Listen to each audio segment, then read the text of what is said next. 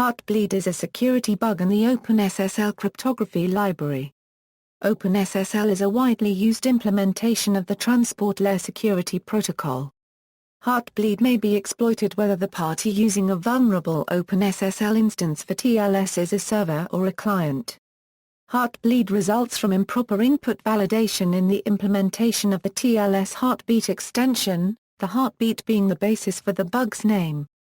The vulnerability is classified as a buffer overread, a situation where software allows more data to be read than should be allowed. Heartbleed is registered in the Common Vulnerabilities and Exposures system as 2014 Cape Verdean escudos to 160 Cape Verdean escudos. The Federal Canadian Cyber Incident Response Centre issued a security bulletin advising system administrators about the bug. A fixed version of OpenSSL was released on April 7, 2014, on the same day Heartbleed was publicly disclosed. At the time of disclosure, some 17% of the Internet's secure web servers certified by trusted authorities were believed to be vulnerable to the attack, allowing theft of the server's private keys and users' session cookies and passwords. The Electronic Frontier Foundation, Ars Technica, and Bruce Schneier all deemed the Heartbleed bug catastrophic. Forbes cybersecurity columnist Joseph Steinberg wrote, "Some might argue that, Heartbleed is the worst vulnerability found since commercial traffic began to flow on the Internet." A British cabinet spokesman recommended that people should take advice on changing passwords from the websites they use. Most websites have corrected the bug and are best placed to advise what action, if any, people need to take. On the day of disclosure, the Tor project advised anyone seeking strong anonymity or privacy on the Internet to stay away from the Internet entirely for the next few days while things settle. As of May 20, 2014, 1.5% of the 800,000 most popular TLS-enabled websites were still vulnerable to Heartbleed. TLS implementations other than OpenSSL, such as GNU TLS and Mozilla's network security services, are not affected, as the defect lies in OpenSSL's implementation rather than in the Internet Protocol itself. Consequently, none of Microsoft's products or services is affected by Heartbleed. History, appearance. The Heartbeat extension for the Transport Layer Security and Datagram Transport Layer Security Protocols was proposed as a standard in February 2012 by RFC 6520. It provides a way to test and keep alive secure communication links without the need to renegotiate the connection each time. In 2011, one of the RFC's authors, Robin Segelman, then a Ph.D. student at the University of Duisburg-Essen, implemented the Heartbeat extension for OpenSSL. Following Segelman's request to put the result of his work into OpenSSL, his change was reviewed by Stephen N. Henson, one of OpenSSL's 4 core developers. Henson apparently failed to notice a bug in Segelman's implementation, and introduced the flawed code into OpenSSL's source code repository on December 31, 2011. The vulnerable code was adopted into widespread use with the release of OpenSSL version 1.0.1 on March 14, 2012. Heartbeat support was enabled by default, causing affected versions to be vulnerable by default. Discovery. According to Mark J. Cox of OpenSSL, Neil Mater of Google's security team reported Heartbleed on April 1, 2014. The bug was named by an engineer at Codenomicon, a Finnish cybersecurity company, which also created the Bleeding Heart logo, and launched a domain heartbleed.com to explain the bug to the public. According to Codenomicon, Neil Mater first reported the bug to OpenSSL, but both Google and Codenomicon discovered it independently. Codenomicon reports April 3, 2014 as their date of discovery of the bug and as their date of notification of NCSCFI for vulnerability coordination. Mater also congratulated Codenomicon, without going into detail. The Sydney Morning Herald published a timeline of the discovery on April 15, 2014, which shows that some of the organizations were able to patch against the bug before its public disclosure. In some cases, it is not clear how they found out. Code Patch, Bodo Moella and Adam Langley of Google prepared the fix for Heartbleed. The resulting patch, which was added to Red Hat's issue tracker, is dated March 21, 2014. The next chronological date available from the public evidence is the claim by Cloudflare that they fixed the flaw on their systems on March 31, 2014. Stephen N. Henson applied the fix to OpenSSL's version control system on April 7. The first fixed version, 1.0.1g, was released on the same day. Deployment: as of May 8, 2014, 318,239 public web servers remained vulnerable. As of June 21, 2014, 309,197 public web servers remained vulnerable. Certificate renewal and revocation: according to Netcraft, about 30,000 of the 500,000 plus X509 certificates which could have been compromised due to Heartbleed had been reissued by April 11, 2014, although fewer had been revoked. On May 9, 2014, only 43% of affected websites had reissued their security certificates. In addition, 7% of the reissued security certificates used the potentially compromised keys. By reusing the same private key, a site that was affected by the Heartbleed bug still faces exactly the same risks as those that have not yet replaced their SSL certificates, Netcraft stated. Said eWeek, Heartbleed is likely to remain a risk for months, if not years, to come.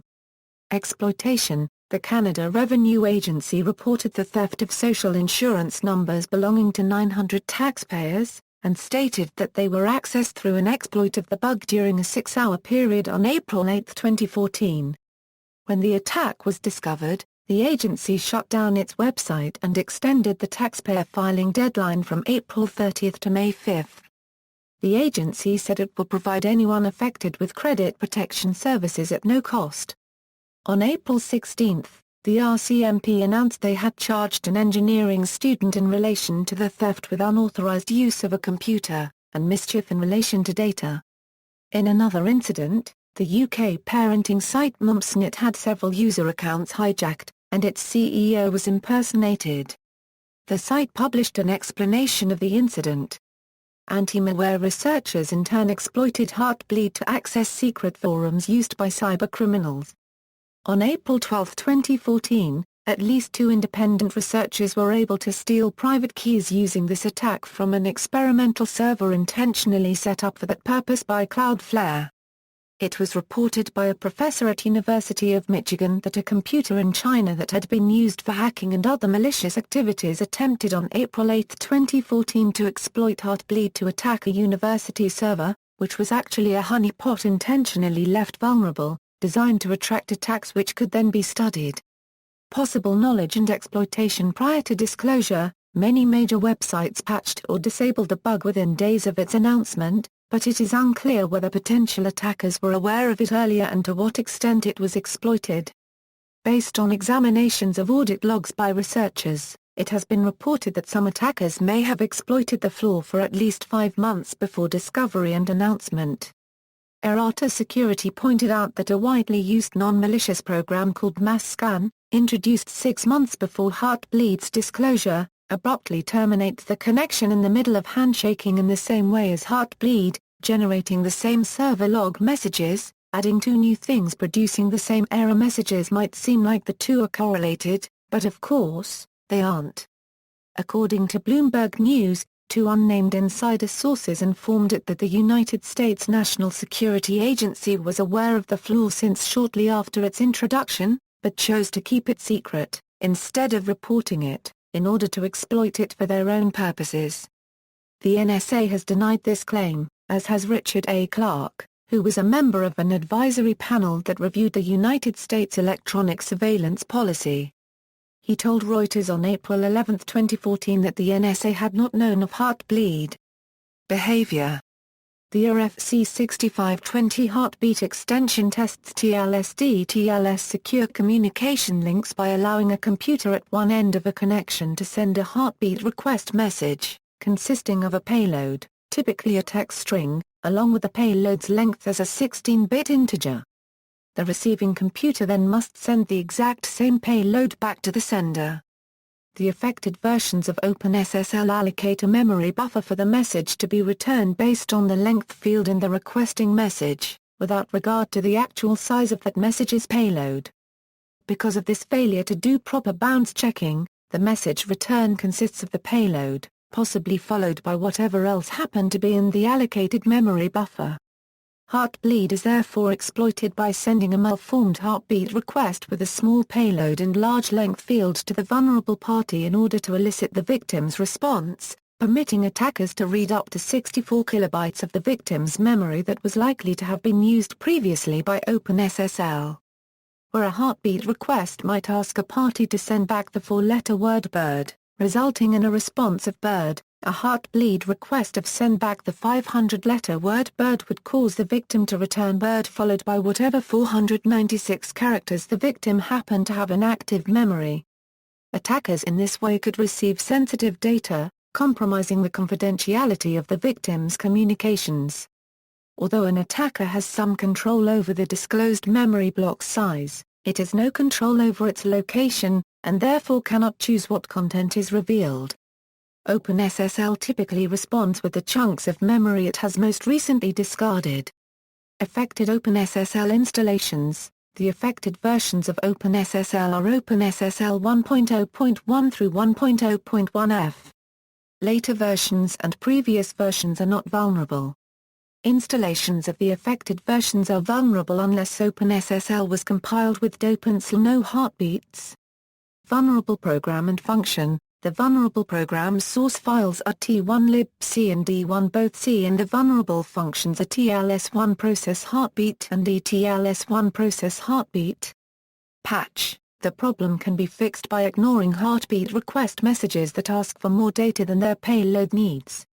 Version 1.0.1g of OpenSSL adds some bounds checks to prevent the buffer overread. For example, the following test has been added, which discards the heartbeat request preventing a reply from being constructed if it would trigger the heartbleed. The version control system contains a complete list of changes. Impact. The data obtained by a heartbleed attack may include unencrypted exchanges between TLS parties likely to be confidential, including any form post data in users' requests. Moreover, the confidential data exposed could include authentication secrets such as session cookies and passwords, which might allow attackers to impersonate a user of the service. An attack against a server may also reveal the server's private master key, which would enable attackers to decrypt communications. An attacker having gained authentication material may impersonate the material's owner after the victim has patched Heartbleed, as long as the material is accepted. Heartbleed therefore constitutes a critical threat to confidentiality. However, an attacker impersonating a victim may also alter data. Indirectly, Heartbleed's consequences may thus go far beyond a confidentiality breach for many systems. A survey of American adults conducted in April 2014 showed that 60% had heard about Heartbleed. Among those using the Internet, 39% had protected their online accounts, for example by changing passwords or canceling accounts. 29% believed their personal information was put at risk because of the Heartbleed bug. And 6% believed their personal information had been stolen. Client-side vulnerability. Although the bug received more attention due to the threat it represents for servers, TLS clients using affected OpenSSL instances are also vulnerable. In what The Guardian therefore dubbed reverse Heartbleed, malicious servers are able to exploit Heartbleed to read data from a vulnerable client's memory. Security researcher Steve Gibson said of Heartbleed that it's not just a server-side vulnerability, it's also a client-side vulnerability because the server, or whomever you connect to, is as able to ask you for a heartbeat back as you are to ask them. The stolen data could contain usernames and passwords. Reverse Heartbleed affected millions of application instances. Some of the applications vulnerable are listed in the Software Applications section below. Specific systems affected. Cisco Systems has identified 75 of its products as vulnerable, including IP phone systems and telepresence systems. Websites and other online services. An analysis posted on GitHub of the most visited websites on April 8, 2014 revealed vulnerabilities in sites including Yahoo, Imgur, Stack Overflow, Slate, and DuckDuckGo. The following sites have services affected or made announcements recommending that users update passwords in response to the bug. The Canadian federal government temporarily shut online services of the Canada Revenue Agency and several government departments over Heartbleed bug security concerns. Platform maintainers like the Wikimedia Foundation advised their users to change passwords. The servers of LastPass were vulnerable, but due to additional encryption and forward secrecy, potential attacks were not able to exploit this bug. However, LastPass recommended that its users change passwords for vulnerable websites.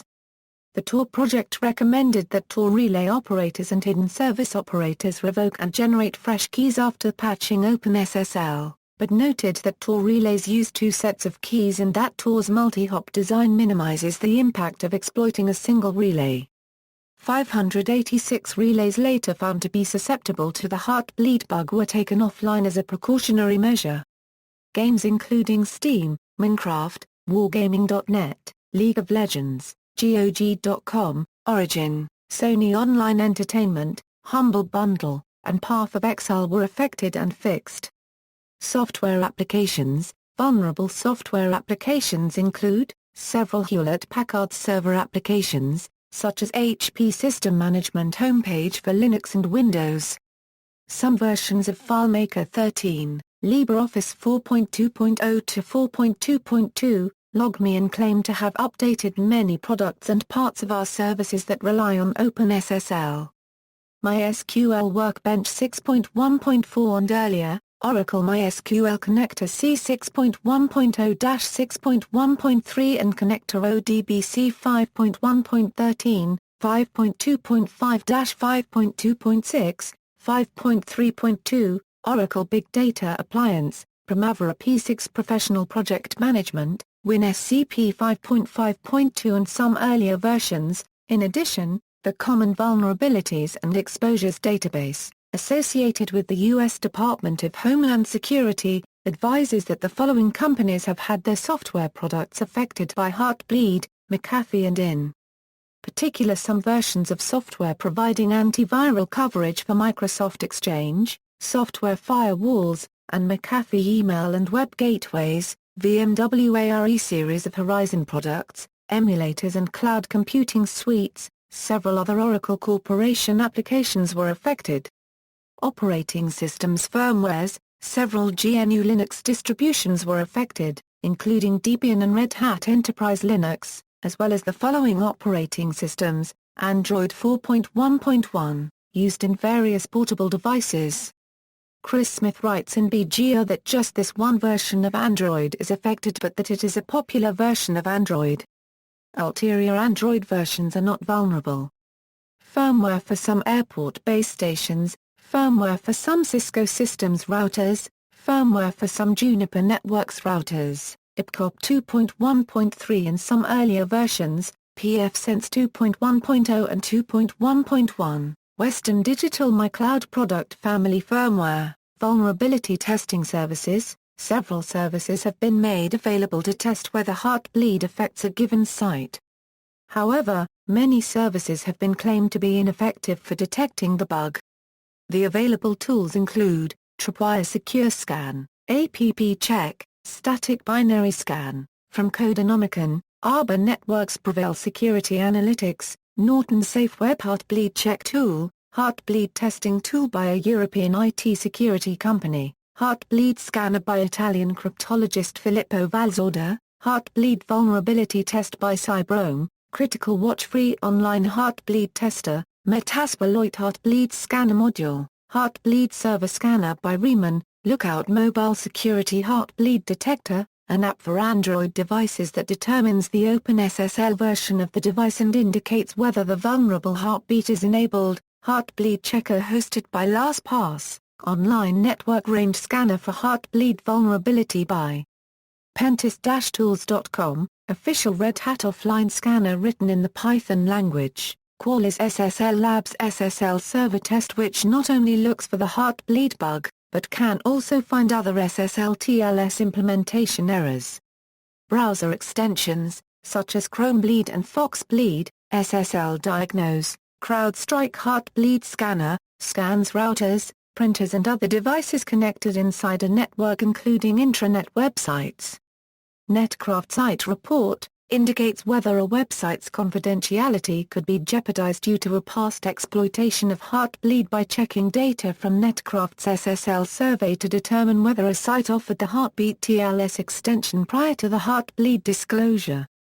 The Netcraft extensions for Chrome, Firefox and Opera also perform this check, whilst looking for potentially compromised certificates. Other security tools have added support for finding this bug. For example, Tenable Network Security wrote a plugin for its Nessus vulnerability scanner that can scan for this fault. The Nmap Security Scanner includes a Heartbleed detection script from version 6.45. SourceFire has released snort rules to detect Heartbleed attack traffic and possible Heartbleed response traffic.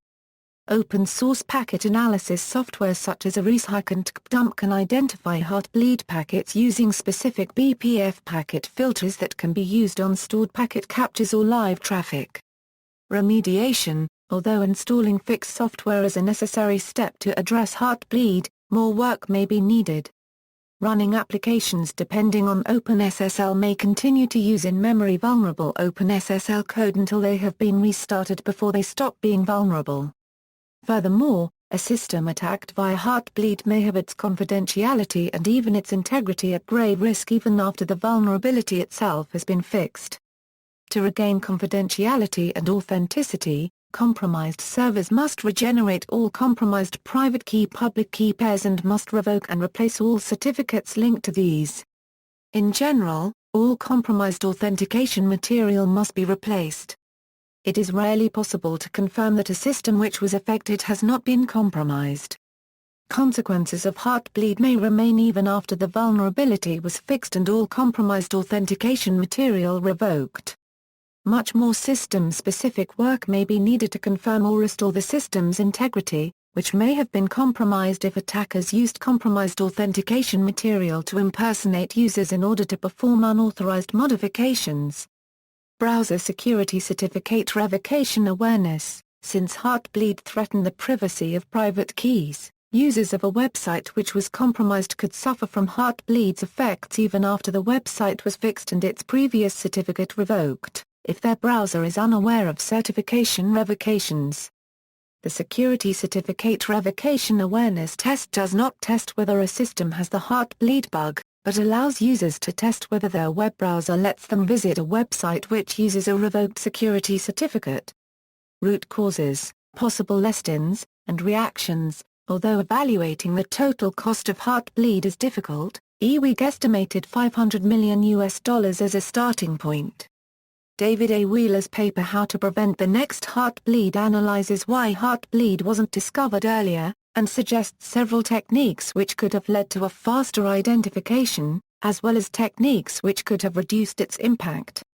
According to Wheeler, the most efficient technique which could have prevented Heartbleed is an atypical test suite thoroughly performing what he calls negative testing, that is testing that invalid inputs cause failures rather than successes. Wheeler highlights that a single general-purpose test suite could serve as a base for all TLS implementations. According to an article on The Conversation written by Robert Merkel, Heartbleed revealed a massive failure of risk analysis. Merkel thinks OpenSSL gives more importance to performance than to security, which no longer makes sense in his opinion.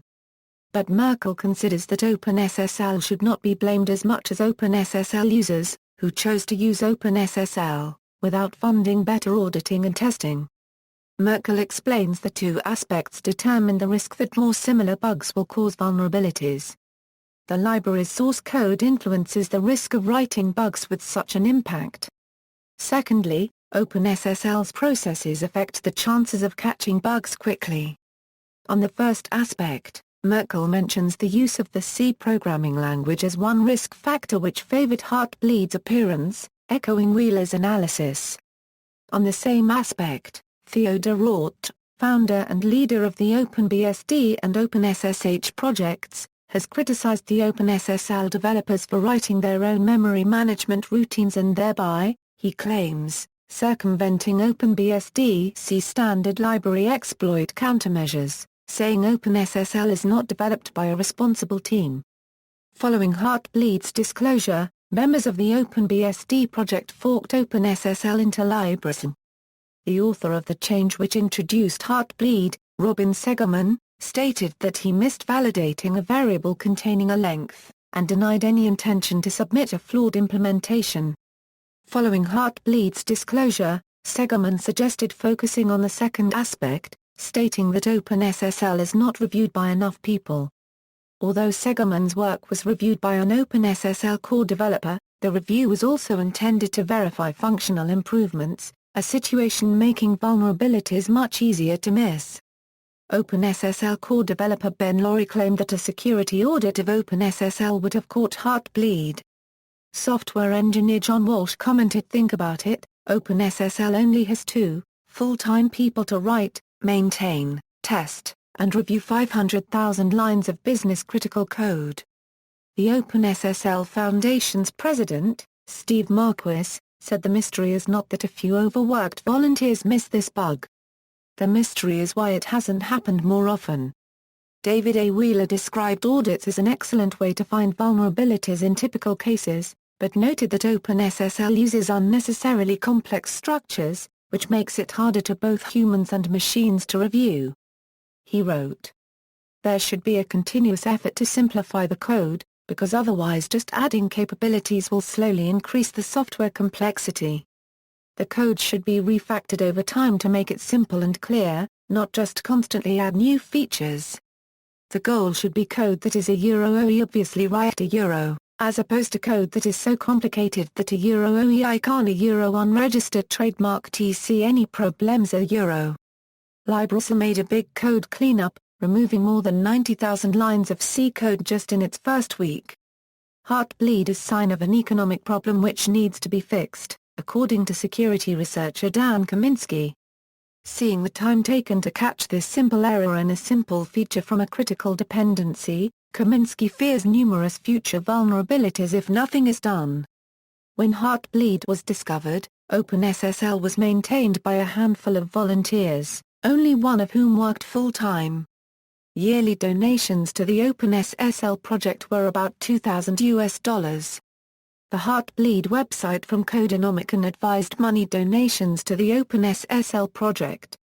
After learning about donations for the 2 or 3 days following Heartbleed's disclosure totaling $841, Kaminsky commented, "We are building the most important technologies for the global economy on shockingly underfunded infrastructure." Core developer Ben Laurie has qualified the project as completely unfunded.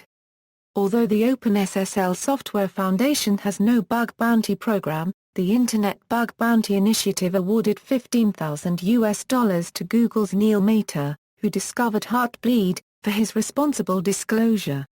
The industry's collective response to the crisis was the Core Infrastructure Initiative, a multi-million-dollar project announced by the Linux Foundation on April 24, 2014 to provide funds to critical elements of the global information infrastructure. Founding backers include Amazon, Dell, Facebook, Fujitsu, Google, IBM, Intel and Microsoft. The initiative intends to allow lead developers to work full-time on their projects and to pay for security audits, hardware and software infrastructure, travel, and other expenses. OpenSSL is a candidate to become the first recipient of the initiative's funding. References. External links, summary and Q&A about the bug by Codenomicon Limited, open source information for Canadian organizations and individuals.